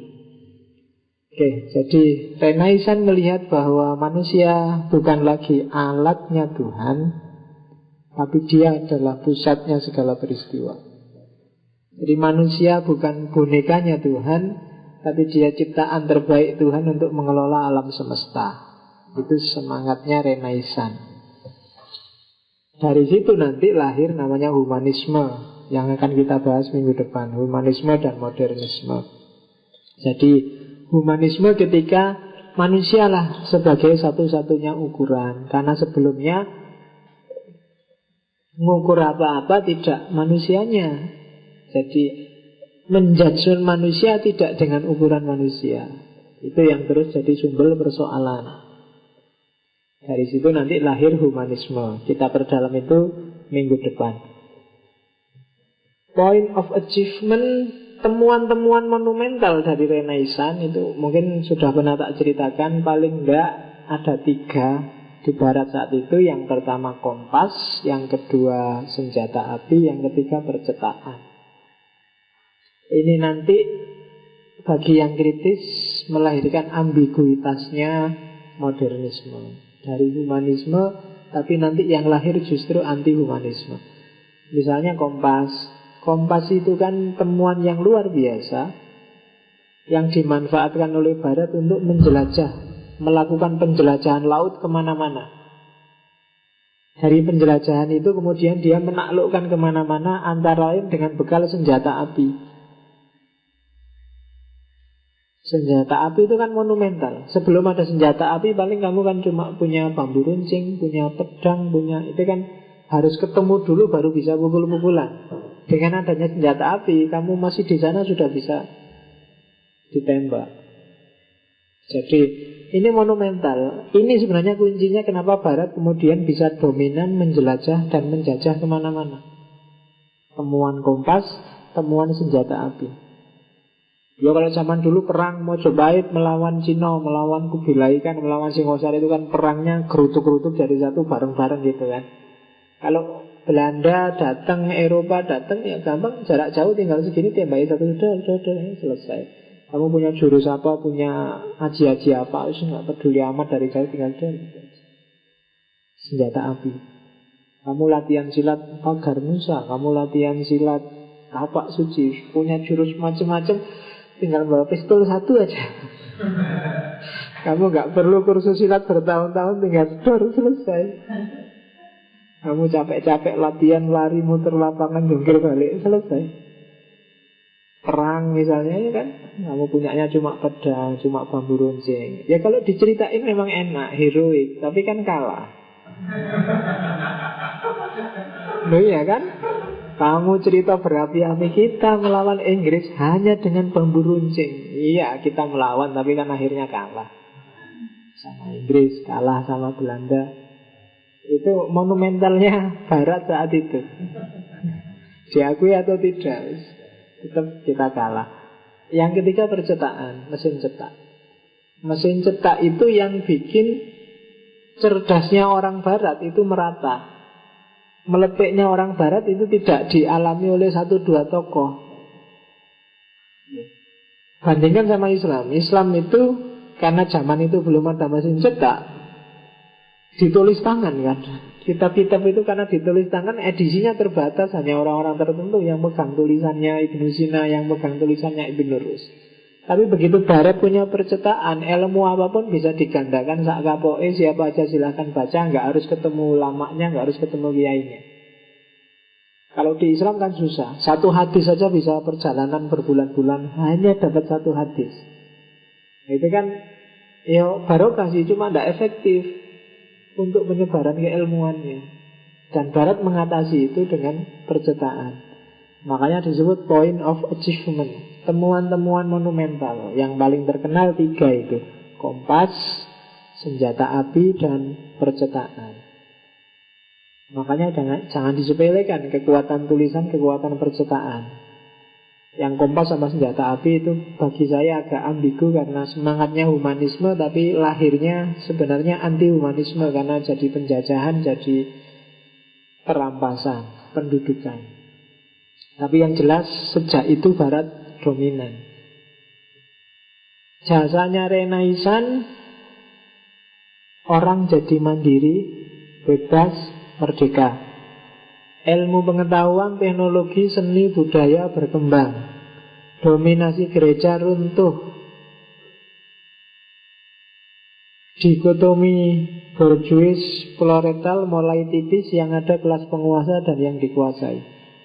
Kemudian lahir penjelajahan-penjajahan. Dan sebenarnya masih banyak, itu cuma beberapa yang tegas dari Renaissance. Era awal ketika Barat bangun dari tidurnya. Kalau dalam bahasa ilmu pengetahuan ini namanya apa? Eureka moment. Eureka moment itu kayak Archimedes waktu menemukan apa?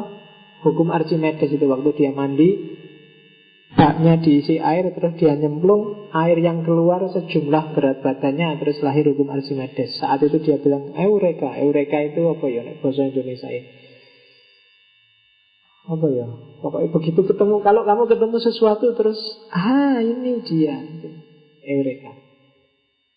Jadi ekspresi takjub, yang itu kosakata Indonesianya apa ya? Ya ini dia itu tadi. Yang nggak ada itu Jawa, yang agak aneh itu Jawa. Jawa itu kalau momen kayak gitu, momen wow itu nggak punya, jarang punya kosakata wow kalau Jawa. Kalau ada yang kayak gitu, kalau Jawa momennya agak merendahkan. Biasanya pakai oh alah, itu apa ya? Alah, itu tuh kan segitu. Jadi ekspresinya agak tidak wow. Kalau Jawa jarang punya ekspresi wow itu. Karena mungkin mental agak apa ya? Agak defensif. Jadi jarang Jawa punya ekspresi wow itu. Kalau Indonesia masih ada mungkin pengaruh-pengaruh dari luar Jawa, tapi asli Jawanya sendiri, momen Eureka itu bagi orang Jawa tidak mengejutkan. Jadi momen penemuan kembali itu bagi Jawa biasa aja. Alah gitu aja kok, paling gitu. Walah itu toh. Jadi ada nada merendahkan, ada nada gitu. Iya, kalau Jawa itu kan kalimatnya agak susah. Misalnya ada orang melakukan hal luar biasa, itu jarang ada kalimat pujian. Wow, paling ngomongnya mbok, sudah gitu lah, mesti gitu kan. Ngomong mbok itu kan ada nada melecehkan, ada nada pujian, ada nada kan gitu. Aku semua loh IP-nya. Wah, hebat. Kan ini Jawa kan mesti gitu. Jadi ada pujian sekaligus pelecehan sekaligus jadi satu. Jadi hati-hati loh sama orang Jawa kalau ngomong itu seolah-olah muji tapi nadanya itu sebenarnya meleset dikit, sebenarnya ada pelecehannya. Jadi ada merendahkannya meskipun muji. Oke. Setelah Renaissance kita masuk ke Aufklärung. Aufklärung itu abad. Renaissance tadi kan awalnya 13-14. Kalau Aufklärung itu sekitar 16 sampai 18. Benar-benar awal modernitas. Aufklärung itu kalau bahasa Inggris namanya Enlightenment. Ini terusannya. Jadi kalau Renaissance itu lahirnya, Aufklärung ini sudah dewasa dia. Jadi mulailah peradaban baru yang namanya modern. Dan fase awalnya disebut Aufklärung. Semboyannya Aufklärung adalah Savere Aude. Mungkin pernah dengar istilah ini. Savere Aude itu artinya dare to be wise, dare to know, wani mikir dewe. Berani berpikir sendiri. Ini istilah yang punya juga Savere Aude itu dari sastrawan Yunani namanya Horace. Cuma kemudian istilah ini dipakai oleh Immanuel Kant dalam bukunya What is Enlightenment. Nanti belakangan istilah ini juga dipakai oleh Foucault dengan konotasi yang agak berbeda. Tapi intinya kuncinya Aufklärung adalah berani berpikir sendiri. Oh, itu tidak sembarangan. Peradaban akan maju kalau setiap individu berani berpikir sendiri. Indonesia nggak maju-maju mungkin karena tidak banyak orang yang berani berpikir sendiri. Selalu merujuk ke orang lain, selalu nyari referensi, selalu kalau mahasiswa selalu nyari footnote. Selalu tidak berani. Menurut saya yang bagus mungkin kayak gini. Tafsiran saya loh ya. Tapi nggak berani kamu. Nyari buku-buku dulu. Baca-baca dulu. Nyari referensi dulu. Ya. Ya kan. Kalau di Indonesia kan dalilnya hanya profesor yang boleh mikir sendiri. Yang lain harus nyari referensi. Ya tidak akan lahir Aufklärung. Tidak akan ada pencerahan di Indonesia. Pencerahan itu kalau kamu berpikir sendiri sesuai konteksmu masing-masing. Kalau kamu hanya ikut-ikutan ya, maka mahasiswa itu sebenarnya nggak boleh menurut. Ya kan? Kamu bikin makalah 5 halaman, menurutnya 4,5 halaman. Menurut Nurholis Majid, menurut Abdurrahman Wahid, menurut Ahmad Wahid, menurut semua dari awal sampai akhir. Kok ini ngomong apa? Iya. Yang tidak menurut cuma pendahuluan. Yang bunyinya makalah ini isinya adalah itu tidak yang tidak menurut. Sisanya menurut kabeh. Iya. Tidak berani berpikir sendiri. Sebenarnya silahkan kamu berpikir sendiri. Kalau kamu punya opini apa, asal didukung oleh argumentasi yang jelas. Argumentasi yang jelas itu tidak harus menurut orang lain. Kamu bisa menunjukkan fakta, bisa menunjukkan logika, bisa menunjukkan apa? Ya itu cara berpikir yang runtuh dan seterusnya. Bisa menunjukkan manfaatnya. Itu kan tidak harus menurut. Tidak Savere Aude.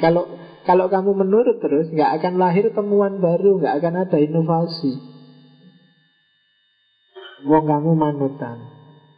Nah itu Aufklärung. Diawali dari orang yang berani berpikir sendiri. Di antara cirinya lagi zaman itu, di era Aufklärung ini lahir namanya ensiklopedi. Buku yang apa-apa ada di sana. Oh, itu berat nyusun ensiklopedi itu. Dan itu munculnya era Aufklärung. Metode yang paling populer saat itu metode induksi. Jadi induksi itu melihat gejala-gejala faktual, gejala-gejala khusus, kemudian digeneralisasikan dalam pikiran-pikiran yang umum. Jadi kalian nggak harus nurut orang lain. Diamati sendiri, disimpulkan sendiri, tidak apa-apa. Karena itulah kuncinya Aufklärung. Kalau kamu ingin tercerahkan. Oke. Kita lihat satu-satu. Sudah 9:30 ya. Kita lihat pencerahan di Jerman, Perancis, Inggris. Karena kunci-kunci pencerahan ada di situ. Yang pertama di Jerman. Jerman itu nanti ada Hegel, ada Immanuel Kant. Itu anak-anaknya pencerahan, anak-anaknya Aufklärung, yang melahirkan jenis filsafat yang disebut idealisme modern, idealisme baru. Kalau idealisme klasik biasanya ketemunya Plato. Jadi pencerahan di Jerman ini pencerahannya nggak terlalu ganas. Kecenderungannya berpikir idealis, etis, ngomong tentang etika, nilai, ngomong tentang kebaikan umum, kebajikan umum. Itu cirinya Jerman. Agama nggak terlalu dikritik. Tokoh yang paling terkenal di awal adalah Christian Wolff. Christian Wolff itu nanti terkenal juga di filsafat bahasa, karena dia, visinya Christian Wolff adalah agar filsafat itu berguna, dia harus diredefinisi, dihilangkan bagian-bagian jelimetnya, kemudian diambil bagian-bagian ilmiah pragmatisnya. Itu Christian Wolff. Jadi mikir yang jelimet, yang gak ada gunanya, ngapain sih? Filsafat harus jelas dengan kontribusi yang tegas. Itu proyeknya Christian Wolff yang awal. Jangan seperti sebelumnya, filsafat ngomong jelimet, ngomong langit, ngomong tidak jelas. Itu pencerahan Jerman. Nanti dipuncai oleh Immanuel Kant dan Hegel sebenarnya. Dua-duanya Jerman. Tidak anti agama. Modelnya paling agak sekuler, bahwa ranah agama harus dipisahkan dari ranah dunia. Kan Immanuel Kant kan gitu bilangnya. Agama itu kalau dibahas secara rasional, kamu gak akan ketemu ujungnya. Mesti hasilnya debatable. Satu-satunya jalan, kalau kamu ingin percaya agama, ya percaya sajalah. Kasih ruang khusus dalam dirimu untuk agama.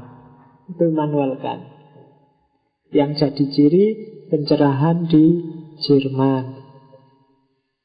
Terus pencerahan di Inggris. Inggris ini sangat terkenal dengan ilmuwan-ilmuwannya,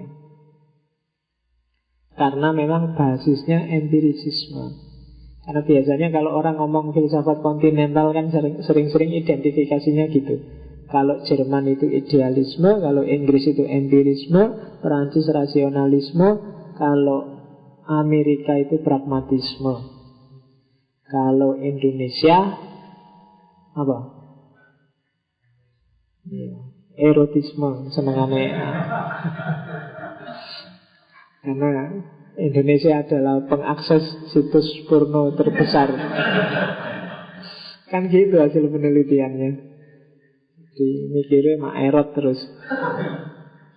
Jadi Indonesia itu timur.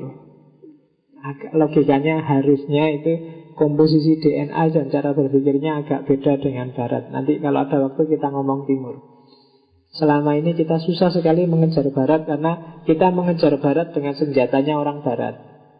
Mesti aja kita nggak akan nyampe, tetap menang barat.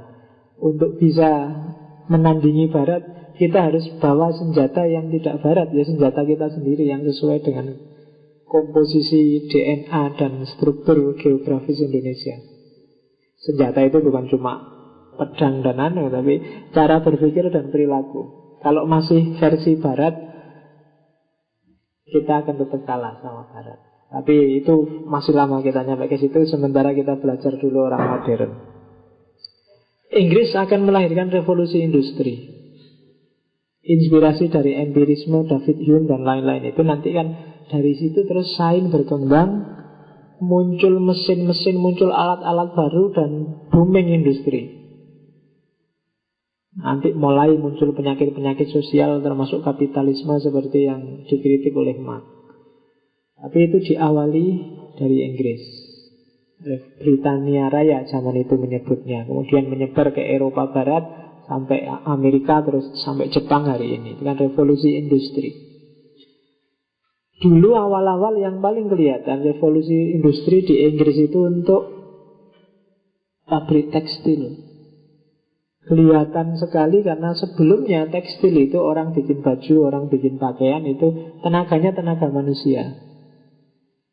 jahitnya manual. Tapi kemudian muncul mesin-mesin baru, mesin-mesin jahit yang meskipun sekarang jadul tapi zaman itu baru, dan ini menggantikan tenaga manusia, menggantikan tenaga hewan yang dipakai saat itu. Dari situ, dari tekstil ini kemudian mulai muncul banyak pengangguran, mulai muncul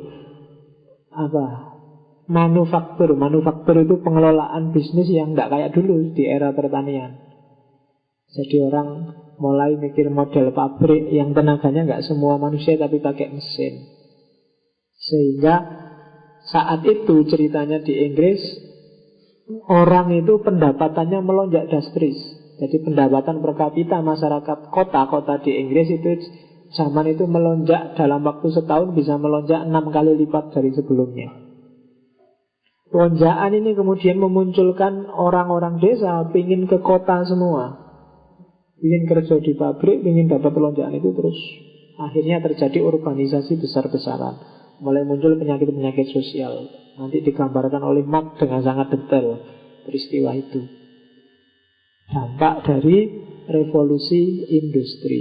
Kan beda model. Kalau tani kan yang kerja suami istri ke sawah, siang pulang dan kerja bareng, dapat bareng, hasilnya dinikmati untuk dirinya sendiri, sebagian dijual. Tapi kalau model pabrik kan nggak seperti itu. Dan itu membalik kehidupan sosial secara luar biasa. Itulah revolusi industri. Dari sisi agama muncul paham namanya paham deisme. Deisme itu paham yang awalnya menyatakan bahwa alam semesta ini sudah ada hukumnya sendiri. Ya hukum itu dari Tuhan sih, tapi Tuhan itu setelah ngasih hukum alam, selesai, dia nggak ikut campur lagi sudah. Itu namanya deisme. Jadi kalau di agama sudah ada sunnatullahnya sendiri. Itulah hukum alam. Dan Allah nggak akan cawe-cawe, nggak akan intervensi lagi. Sudah selesai tugasnya. Jadi hidup ini ada logikanya, ada sunnatullahnya. Deisme itu bilang sekarang Tuhan nggak kita butuhkan lagi. Sudah selesai tugasnya. Dia ngasih hukum alam. Yo kalau yang kita percaya mungkin besok masih ada hari pembalasan, yaitu besok. Tapi sekarang Tuhan sedang nganggur. Ya kan? Tuhan mungkin nonton kita atau santai-santai di ruangannya sambil nonton sepak bola atau apa, nggak ngerti. Jadi orang deisme melihat bahwa ya sudah, kuncinya sekarang ada di ilmu pengetahuan. Itulah hukum Tuhan yang ditaruh di alam semesta. Dan dia sudah otomatis jalan. Tuhan nggak akan intervensi. Kamu berdoa seperti apapun, kalau kamu jalan di atas air ya kecemplung, kalau nggak bisa renang ya tenggelam. Itu hukum alam sunnatullah. Maka orang deisme nggak percaya mukjizat. Mukjizat itu kalau hukum alam yang kita belum bisa memecahkan rahasianya aja. Nanti kalau terpecahkan ya selesai. Zaman Nabi Isa orang bisa menyembuhkan lepra, itu mukjizat luar biasa. Sekarang dokter-dokter sudah hampir semua bisa menyembuhkan orang sakit lepra. Masa semuanya terus jadi nabi? Kan enggak. Dulu mukjizat, sekarang enggak mukjizat. Karena dulu enggak ketahuan aja mekanismenya. Jadi mukjizat itu enggak ada. Semua bekerja dengan hukum alam. Nah, deisme. Jadi di barat itu selain deisme nanti muncul juga namanya natural religion, teologi natural, agama natural. Misalnya di antara tokohnya adalah David Hume. Agama natural itu merumuskan isu-isu keagamaan hanya pakai akal saja. Karena akal juga dianggap bagian dari sunnatullah yang tidak boleh keliru. Akal adalah dia punya otonomi mutlak. Wong itu juga skenarionya Tuhan. Maka teologi natural itu isinya ya isu-isu keagamaan cuma berdasarkan akal saja. Biasanya kalau kalian cari teologi natural itu beberapa di antaranya ada di buku-buku filsafat agama. Misalnya Tuhan itu ada, benar gak sih? Oh ada, alasannya 1, 2, 3.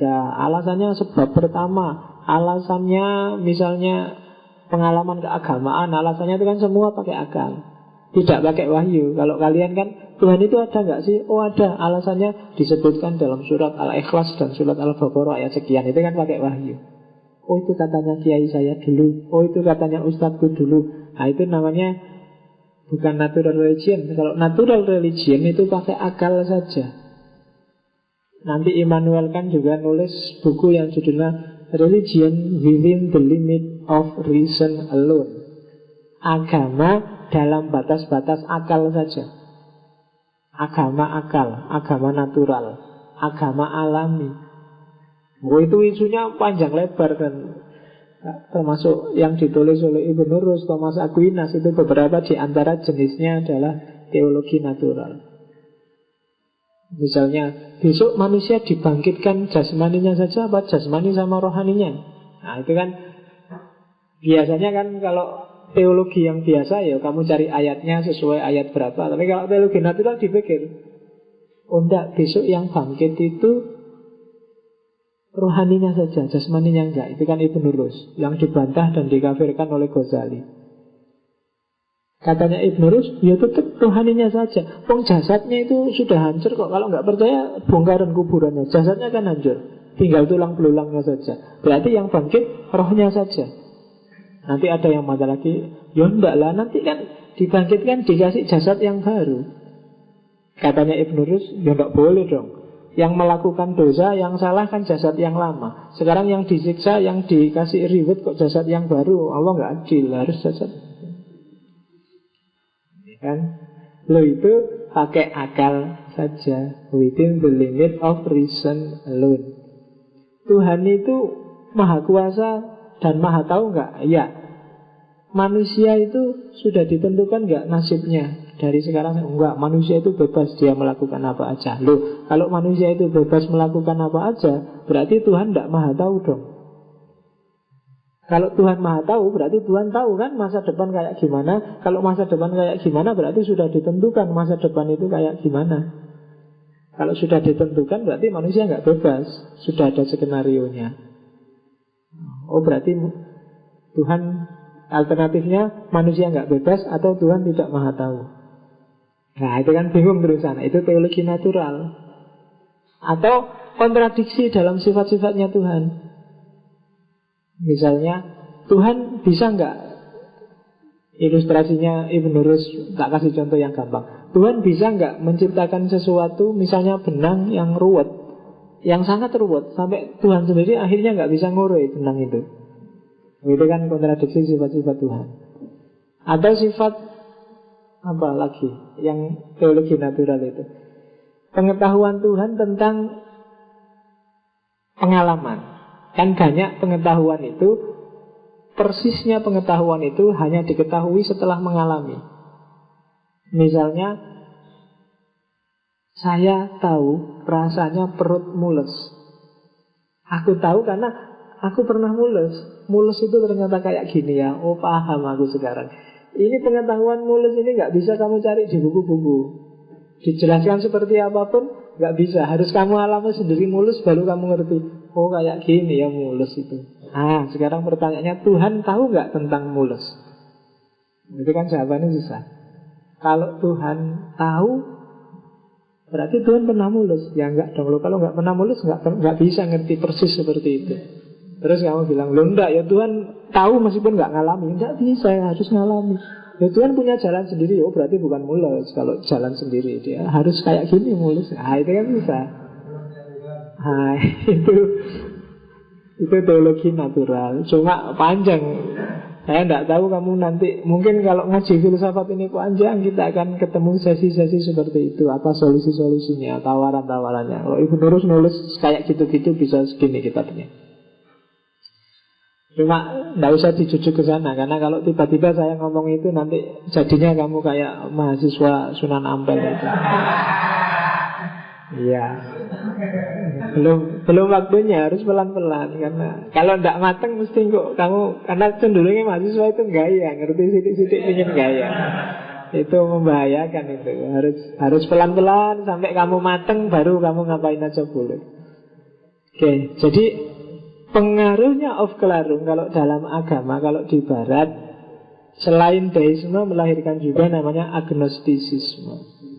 Agnostisisme itu ketika orang terus sudah putus asa, ternyata kita nggak bisa memahami Tuhan pakai akal. Berarti apapun pengertianmu tentang Tuhan itu bukan Tuhan. Nah, agnostisisme itu melahirkan 3 sikap nanti di barat. Yang pertama melahirkan sekularisme, yang kedua melahirkan ateisme, dan yang ketiga apa tadi? Sekularisme, ateisme, dan yang ketiga teisme. Jadi masih ada yang percaya karena kita nggak bisa ketemu memahami Tuhan langsung, berarti Tuhan memang harus dipercayai saja, kayak Immanuel Kant tadi, nggak usah dibahas, teistik. Yang kedua, jadi nggak percaya Tuhan, berarti Tuhan nggak bisa dijangkau, jangan-jangan memang nggak ada, terus jadi ateis. Yang terakhir jadi sekuler. Kalau yang sekuler itu ya sudahlah, dipisahkan aja lah urusan Tuhan sama urusan sehari-hari, bikin ruwet aja. Jadi jangan ikut campur Tuhan dalam urusan sehari-hari. Kalau dicampur nanti malah ngerusak, itu sekuler. Ya. Jadi itu cirinya pencerahan di Inggris. Nah, yang agak unik itu pencerahannya orang-orang Perancis. Orang Perancis itu nggak terlalu serius seperti orang-orang Inggris, juga nggak terlalu idealis seperti orang-orang Jerman. Juga zaman Aufklärung, meskipun di Renaissance ada Descartes, ketika Aufklärung mereka nggak terlalu juga concern dengan Descartes. Descartes sudah mulai dilupakan. Sekarang dewanya adalah John Locke, dewanya adalah Newton.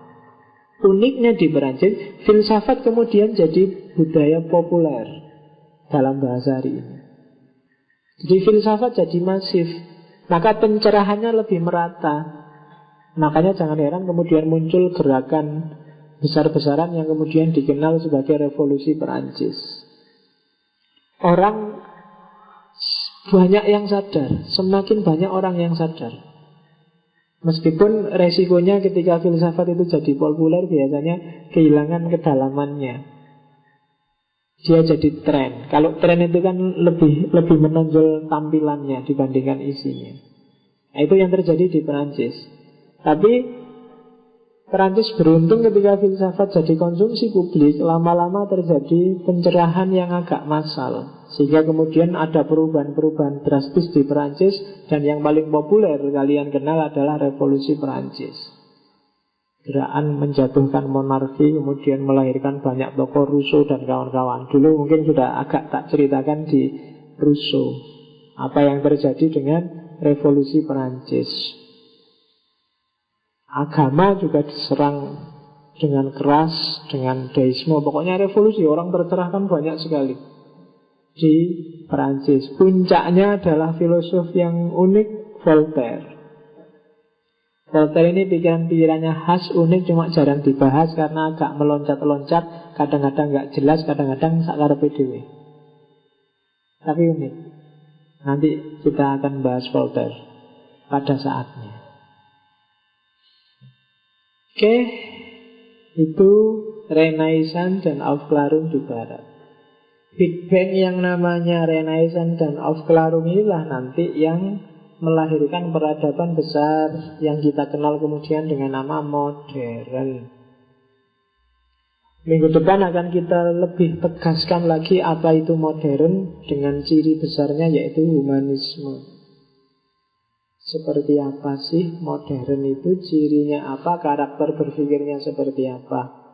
Kemudian kita masuki, kita jelajahi satu demi satu pikiran para tokoh-tokohnya. Dan semoga nanti di akhir sesi kita bisa paham bahwa ini tuh yang disebut modern, yang kemudian banyak dikritik dan ingin dilampaui oleh orang. Oke, silahkan kalau ada yang mau nanggapi, yang mau tanya. Masih ada waktu 8 menit. Alhamdulillah ya, nggak ada.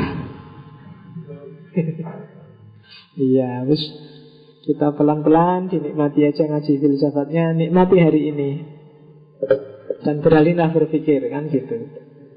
Jangan mikir yang aneh-aneh, yang panjang-panjang. Kita nikmati aja dan kita syukuri apa adanya.